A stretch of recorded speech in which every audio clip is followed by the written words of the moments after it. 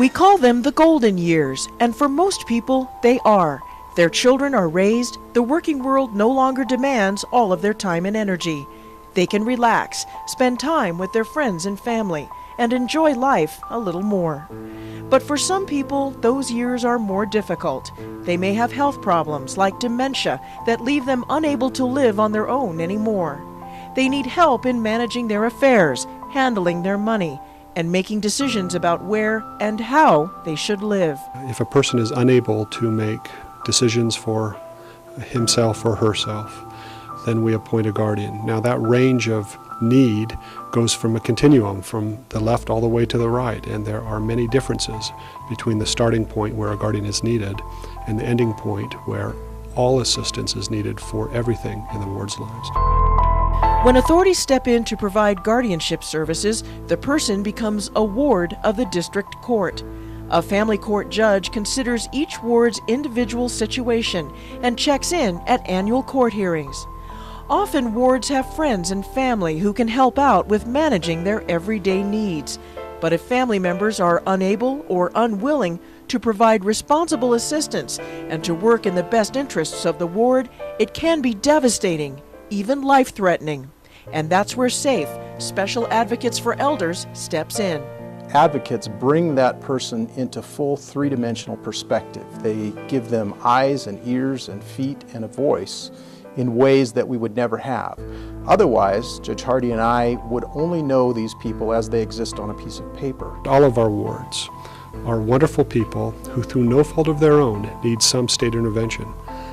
Often wards will resist that intervention. They may not be aware of their own limiting circumstances. We intervene in the least restrictive means. We carefully consider these petitions as they come in. We want to know why we should be involved and where we cannot be involved.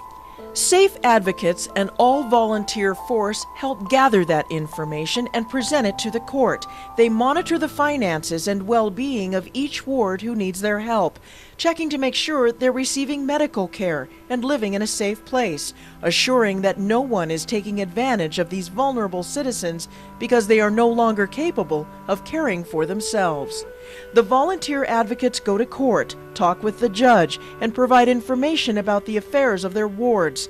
Their invaluable efforts allow the judge to make more informed decisions about each case. There was a recent case at an annual hearing. The family and guardian may come back into the court 1 year or at yearly intervals back into the court. And at the conclusion of the hearing, both the judge and the attorney thanked our SAFE advocate and said, this case has turned out the best that it could for the ward. She's living in her own home. She's cared for by a family member. The finances are being monitored by a third party. The family member is being financially compensated for the time that she spends with that family member. And the woman even lives with her cats as she wishes. And they said, all those things that are good outcomes couldn't have been achieved without a SAFE advocate. You've helped to assure those positive outcomes. It's a great thing to do. It's great to give back to the community.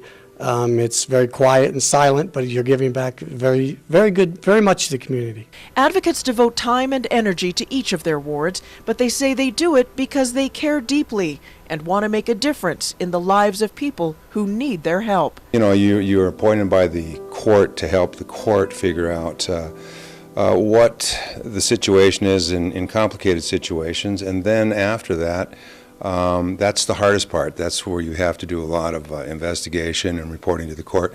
Then after that, you act as a friend and an advocate for the person. I think we do a very, very good job for the seniors in this town, and I think Judge Hardy and Master Walker rely on us to get another side of the story, and I would hate to see the program go away. This is a huge thing. This isn't just something that you take lightly.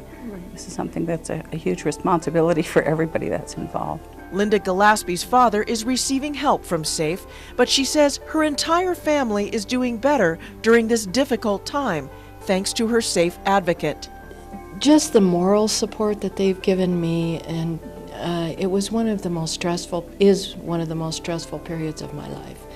And they're there for me, and they remain fair and watch out for my father to make sure he's well cared for, that his estate is well managed, and they've just been absolutely incredible.